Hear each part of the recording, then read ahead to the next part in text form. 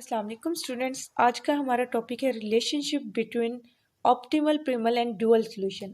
इससे previous lectures में हमने डुअलिटी एनालिसिस की है और प्रिमल को डुअल में कन्वर्ट करना सीखा है किस तरह से करते हैं। क्योंकि आपको बताया गया था कि लीनियर प्रोग्रामिंग प्रॉब्लम में हर लीनियर प्रोग्रामिंग प्रॉब्लम से रिलेटेड दो प्रॉब्लम्स होते हैं हमारे पास।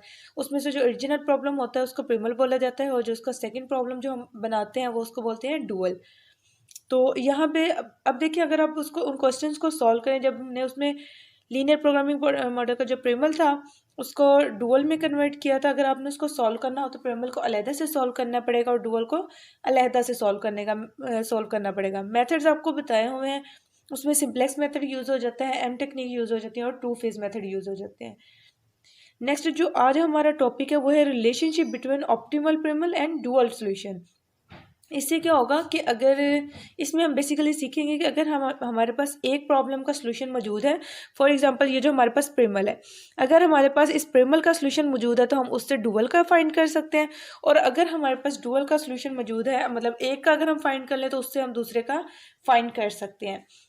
The primal and dual problems are so closely related that the optimal solution of one problem can be secured directly without further computation from the optimal simplex table of the other problem।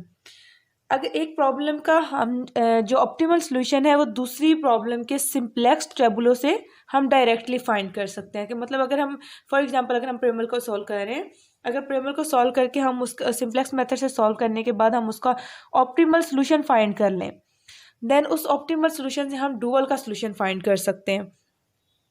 This result is based on the following properties. अब इसमें दो properties use होती हैं, उनको याद रखने की जरूरत है। अगर ये प्रॉपर्टीज हम इसमें यूज कर लें एक प्रॉब्लम पे तो दूसरी का सॉल्यूशन निकल आएगा।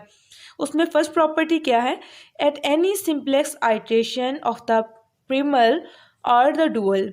मतलब अगर प्राइमल को सॉल्व कर रहे हैं तो उसकी आइट्रेशन जो है कोई भी आइट्रेशन, या अगर डुअल को सॉल्व कर रहे हैं तो उसकी कोई भी आइट्रेशन जब क्या होती है, जब आप मेथड स्टार्ट करते हैं ना, सबसे पहले आप जब स्टैंडर्ड फॉर्म में कन्वर्ट करने के बाद उसको टेबुलर फॉर्म में कन्वर्ट करते हैं, तो वो अभी हमारी इनिशियल स्टेज होती है, उसको हम कहते हैं जीरोथ आइट्रेशन। और उसके बाद जब हम एक एंट्रिक वेरिएबल सेलेक्ट कर लेते हैं, एक लिविंग वेरिएबल सेलेक्ट करने के बाद हम टेबल बनाते हैं, वो हमारी फर्स्ट आइट्रेशन हो जाएगी। तो फर्स्ट प्रॉपर्टी क्या कहती है कि जब आप प्राइमल को सॉल्व करते हैं या डुअल को सॉल्व करते हैं तो उसकी किसी भी आइट्रेशन के ऊपर objective coefficients of variable J in one problem, मतलब यहाँ पे फॉर एग्जांपल अगर किसी प्रॉब्लम के अंदर वो प्राइमल ले रहे हैं या डुअल ले रहे हैं, उसके ऑब्जेक्टिव फंक्शन है हमारे पास 3x1 + 4x2, ठीक है। तो क्या है, objective coefficients of variable J in one problem, मतलब जे फॉर एग्जांपल आप इसको लेट कर लें कि ये हमारे पास एक्स जे है, मतलब x1 x2 जो है, इनको अगर इन जनरल कंसिडर करें तो एक्स जे कंसिडर कर लेते हैं। तो इनमें से किसी का भी कोफिशिएंट जो है, अगर x1 का कोफिशिएंट ले रहे हैं तो वो, अगर x2 का ले रहे हैं तो वो, अगर आप x1 का कोफिशिएंट कंसिडर कर रहे हैं तो उस x1 के कोफिशिएंट से बनने वाले जो डुअल की कॉन्स्टेंट्स हैं उसकी मतलब फॉर एग्जांपल आप हमारे पास जो डुअल की यहाँ से जो कॉन्स्टेंट्स आती हैं, सब्जेक्ट 2 करते हैं तो उसमें हमारे पास कॉन्स्टेंट्स आती हैं, ठीक है। तो उन कॉन्स्टेंट से हम अगर x1 वाले वेरिएबल से फॉर एग्जांपल हमारे पास कॉन्स्टेंट बनी है y1 < 2, ठीक है। फॉर एग्जांपल हमारे पास x1 वाले कोफिशिएंट से ये कांस्टेंट बनी है। तो इसकी रिलेशनशिप की फर्स्ट प्रॉपर्टी क्या कहती है, objective coefficients of variable j in one problem is equal to the left hand side minus right hand side of the constant j in the other problem. अगर हम यहाँ से कंसिडर कर रहे हैं x1 का कोफिशिएंट और दूसरी साइड पे उस x1 से जो कांस्टेंट बन रही है उसको हमने क्या करना है, उसकी लेफ्ट साइड और उसमें से माइनस कर देना है उसकी राइट साइड को, वो लें और इधर से ऑब्जेक्टिव फंक्शन में x1 का कोफिशिएंट लें तो वो दोनों चीज़ें जो है वो इक्वल होंगी। तो इससे डायरेक्टली क्या होगा, आपके पास 3 + 2 = 5 y1 की वैल्यू जो है वो डुअल में निकल आएगी। मतलब कि आपको सारा वो प्रोसेस जो है वो डुअल के लिए सॉल्व करने की ज़रूरत नहीं पड़ेगी, बल्कि डायरेक्टली यहाँ से वैल्यू आ जाएगी। यहाँ से तो आ गई वेरिएबल्स की वैल्यू। अब दूसरा हमने ऑब्जेक्टिव फंक्शन की भी वैल्यू फाइंड करनी होती है, तो उसके लिए प्रॉपर्टी क्या है, for any pair of feasible primal and dual solution. Feasible primal का मतलब क्या है कि उसमें ऑब्जेक्ट जो वैल्यूज होती है, डिसीजन वेरिएबल्स होते हैं, वो नॉन नेगेटिव आ रहे हो, मतलब कि उनका फिजिबल सॉल्यूशन आ रहा हो, उनके लिए क्या होगा, objective value in the maximisation problem is less than और equal to objective value in the minimisation problem. Objective function की वैल्यू हमने फाइंड करनी है, तो यहाँ पे हमेशा क्या होगा कि अगर कोई एक प्रॉब्लम फॉर एग्जांपल प्राइमल में जो है मैक्सिमम का ऑब्जेक्टिव फंक्शन है, ठीक है, और डुअल के अंदर क्या होगा, मिनिमम का आएगा। जाहिर है जब ऑप्टिमल प्राइमल के अंदर ऑब्जेक्टिव फंक्शन मैक्सिमाइज का आ रहा होता है तो डुअल के अंदर वो मिनिमाइज का आता है। तो इनके दरमियान रिलेशनशिप क्या होता है कि अगर एक प्रॉब्लम के अंदर मैक्सिमाइजेशन वाले ऑब्जेक्टिव फंक्शन की जो वैल्यू है वो हमेशा लेस देन और इक्वल होती है दूसरी प्रॉब्लम के अंदर मिनिमाइजेशन का जो आ रहा है उसकी वैल्यू से, ठीक है। अब ज़रूरी नहीं है कि यहाँ पे मैक्सिमाइजेशन का जो ऑब्जेक्टिव फंक्शन आ रहा है वो प्राइमल का ही लेना है, हम डुअल का भी ले सकते हैं। हमें इससे कंसर्न नहीं है कि हम प्राइमल का ले रहे हैं या डुअल का ले रहे हैं, हमें जस्ट कंसर्न इस चीज़ से है कि वो मैक्सिमाइजेशन का है तो वो लेस देन और इक्वल आएगा मिनिमाइजेशन वाले से, ठीक है। फॉर एग्जाम्पल अगर प्राइमल जो है वो हमारे पास मिनिमाइजेशन का आ रहा हो और डुअल जो है वो हमारे पास मैक्सिमाइजेशन का आएगा, ठीक है, तो इनके दरमियान क्या रिलेशनशिप होगा कि मैक्सिमाइज वाला जो है वो लेस देन और इक्वल होगा मिनिमाइज वाले से, ठीक है। तो और अगर at the optimum the relationship holds as a strict equation, अगर हम उसका ऑप्टिमल टेबुलो यूज़ कर रहे हैं या ऑप्टिमल सोल्यूशन यूज़ कर रहे हैं किसी फंक्शन का किसी ऑब्जेक्टिव फंक्शन का ऑप्टिमल सोल्यूशन अगर यूज़ कर रहे हैं उसको यूज़ करते हुए दूसरे ऑब्जेक्टिव फंक्शन की वैल्यू फाइंड करनी है, तब आपके पास ये लेस देन वाला नहीं आएगा बल्कि इक्वलिटी वाला आएगा, स्ट्रिक्ट इक्वेशन, मतलब कि तब हम यूज़ करेंगे इक्वेशन। ये हम अभी एग्जाम्पल सॉल्व करेंगे तो उसमें आपको ज़्यादा क्लियर हो जाएगा। अब ये मेथड हम क्यों यूज़ कर रहे हैं, अब देखिए अगर आपके पास जो है फॉर एग्जांपल आपके पास जो प्राइमल है उसमें आपके पास आ रहे हैं 100 वेरिएबल्स आ रहे हैं और 500 कॉन्स्टेंट्स आ रही हैं, ठीक है ना। फॉर एग्जांपल यहाँ पे आपके पास जी जो है वो x1 plus x2 plus so on x100 variables आ रहे हैं ऑब्जेक्टिव फंक्शन में, और जो आपके पास कॉन्स्टेंट्स हैं वो आ रही हैं 500, ठीक है। तो जब आप इसको डुअल में कन्वर्ट करते हैं तो डुअल में कन्वर्ट करने से क्या होता है कि जितने ऑब्जेक्टिव फंक्शन में प्राइमल के अंदर वेरिएबल आ रहे हों उतनी उसकी कॉन्स्टेंट्स बन जाती हैं, मतलब डुअल के अंदर क्या होगा 100 कॉन्स्टेंट्स बन जाएंगी, और जितनी यहाँ पे प्राइमल के अंदर कॉन्स्टेंट्स आ रही हों उतनी डुअल के अंदर वेरिएबल्स आ जाते हैं, ठीक है। तो हमारे लिए इन दोनों में से किस प्रॉब्लम को सॉल्व करना ज़्यादा आसान है, ऑफ कोर्स हमारे पास जिसमें 100 कॉन्स्टेंट्स आ रही हैं उसको सॉल्व करना 500 कॉन्स्टेंट को सॉल्व करने से ज़्यादा इजी का है, ठीक है ना। तो ये उसके लिए यूज़ होता है क्योंकि अगर हम 100 वाली का सोल्यूशन निकाल लें तो हम उससे डायरेक्टली इन प्रॉपर्टीज़ को यूज़ करते हुए 500 वाले का निकाल सकते हैं, मतलब ठीक है ना। तो इसके लिए हम एक एग्जाम्पल देखते हैं। प्राइमल डुअल रिलेशनशिप की एग्जांपल है हमारे पास कंसिडर, प्राइमल जो है वो कंसिडर किया है maximise z is equal to 5x1 plus 12x2 plus 4x3, subject to constants हैं x1 plus 2x2 plus x3 is less than equal to 10, 2x1 minus x2 plus 3x3 is equal to 8, x1 x2 x3 जो है वो greater than equal to 0 आएंगे। Right dual problem and find its optimal solution from the optimal primal tableau, के primal के टेबलो से जो उसका optimal टेबलो होगा मतलब फाइनल रिजल्ट वाला टेबलो उसको यूज़ करते हुए हमने डुअल का ऑप्टिमल सोल्यूशन निकालना है, ठीक है। तो डुअल जब हमने प्राइमल का सोल्यूशन निकाला सबसे पहले उसको स्टैंडर्ड फॉर्म में हम कन्वर्ट करते हैं, स्टैंडर्ड फॉर्म में कन्वर्ट करने के बाद उस पर सिंप्लेक्स मेथड या एम टेक्निक जो भी मेथड यूज़ करना चाहते हैं वो लगाते हैं, ठीक है। एम टेक्निक में भी बेसिकली होता क्या है कि जस्ट आर्टिफिशियल वेरिएबल्स ऐड हो रहे होते हैं, बाकी तो काम वही हो रहा होता है ना जो सिंप्लेक्स मेथड में होता है। तो नेक्स्ट इसको सबसे पहले प्राइमल को जो है वो कन्वर्ट कर लें आप स्टैंडर्ड फॉर्म में after adding the artificial variable. और इसमें एक काम और आपने करना है कि इसमें जब रिलेशनशिप वाला काम आपने करना है तो इसमें आर्टिफिशियल वेरिएबल्स को भी साथ ही ऐड कर लेना है, क्योंकि अगर आप आर्टिफिशियल वेरिएबल्स ऐड नहीं करते ना तो मैंने आपको बताया था कि जब भी यहाँ पे इक्वेशन आएगी तो इससे रिलेटेड जो वेरिएबल होगा, फॉर एग्जांपल यहाँ से पहली कांस्टेंट के रिलेटेड वेरिएबल आना है y1, दूसरी से रिलेटेड आना है y2 डुअल के अंदर। तो अब जो हमसे इक्वेशन वाला वेरिएबल होता है वो हमेशा क्या आता है अनरिस्ट्रिक्ट हो जाता है, और यही जो है वो इफ एंड ओनली के साथ है कि अगर वेरिएबल जो है वो अनरिस्ट्रिक्ट आ रहा हो यहाँ पे तो उसकी कांस्टेंट जो है वो इक्वेशन टाइप की आती है। तो अगर आप यहाँ पे पहले ही आर्टिफिशियल वेरिएबल ऐड कर लेते हैं तो ये y2 जो है वो आपके पास लास्ट पे अनरिस्ट्रिक्ट नहीं आएगा बल्कि इसका कोई ना कोई सोल्यूशन निकल आएगा, ठीक है ना, वो माइनस में भी हो सकता है प्लस में भी हो सकता है, क्योंकि आर्टिफिशियल के विदाउट जो है वो उसने अनरिस्ट्रिक्ट होना है। अनरिस्ट्रिक्ट का मतलब कि हमने उसको वो नेगेटिव भी आ सकता है, पॉजिटिव भी आ सकता है और ज़ीरो भी आ सकता है। ठीक है, अब इसमें after adding the artificial variables we have the standard form of primal as. पहले तो इसकी कॉन्स्टेंट्स को देख लें। पहली कॉन्स्टेंट जो है वो लेस देन टाइप की है, तो हम इसमें एक स्लैक वेरिएबल जो है वो ऐड करेंगे, उसको हमने ऐड कर दिया x4, तो इक्वेशन में चेंज हो गई। दूसरी जो है वो इक्वेशन टाइप की है। अब इसमें हम कोई भी स्लैक वेरिएबल या सरप्लस वेरिएबल को ऐड नहीं करते, तो इसमें हम क्या करेंगे, हम इक्वेशन इसमें हम आर जो है वो आर्टिफिशियल वेरिएबल्स ऐड करते हैं। ग्रेटर वाली हो या इक्वल वाली हो तो हम उनमें आर्टिफिशियल वेरिएबल्स ऐड करते हैं। तो यहाँ पे हमने आर्टिफिशियल वेरिएबल ऐड कर दिया आर, और जिसको हमने यहाँ पे ऐड किया है उसको हमने ऑब्जेक्टिव फंक्शन में भी तो लिखना है पेनल्टी के साथ। एम टेक्निक आपने पढ़ी है, उसमें हम ऐसे ही करते हैं, जितने आर्टिफिशियल वेरिएबल्स आ रहे हों उसके साथ एक पेनल्टी एम को मल्टीप्लाई करते हैं और प्रॉब्लम के अंदर जी ऑब्जेक्टिव फंक्शन के अंदर लिख देते हैं। अब वो लिखते हैं किस तरह से, अगर वो ऑब्जेक्टिव फंक्शन मैक्सिमाइजेशन का हो तो पेनल्टी जो है वो माइनस होके आ जाती है, अगर वो मिनिमाइजेशन का हो तो ये प्लस में आती है। ओके, नेक्स्ट इसको हमने सिंप्लेक्स मेथड से इसको सॉल्व कर लेना है। मैंने कंप्लीट क्वेश्चन को सॉल्व नहीं किया, मैंने जस्ट उसका फाइनल टेबुलर लिखा है। आप इसको कंप्लीट सॉल्व करके देखें। ठीक है, सिंप्लेक्स मेथड लगाया है और इसका फाइनल टेबुलर मैंने लिखा है।